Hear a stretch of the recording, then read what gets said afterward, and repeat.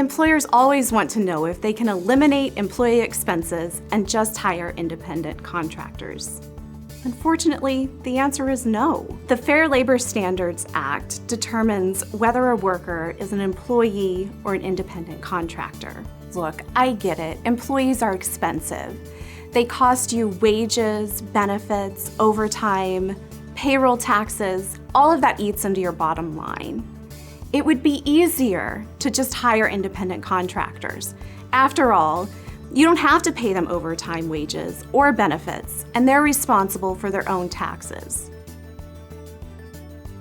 Take the time to make sure your employees are properly classified.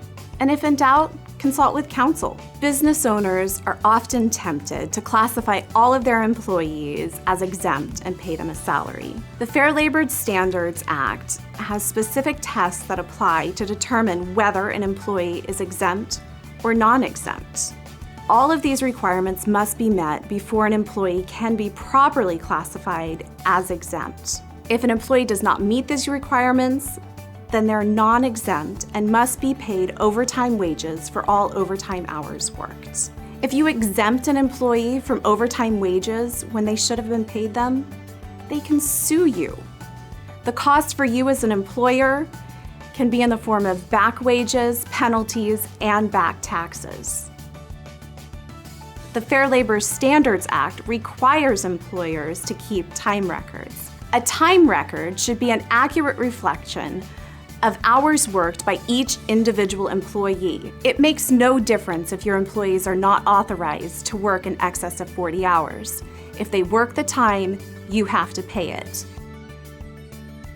Many employers are focused on getting the job done, no matter how long it takes. But if you cannot afford to pay your employees for overtime, don't allow them to work the extra hours. Compensatory time off in lieu of cash is not permitted under the Fair Labor Standards Act. Employees must be paid money for all hours worked.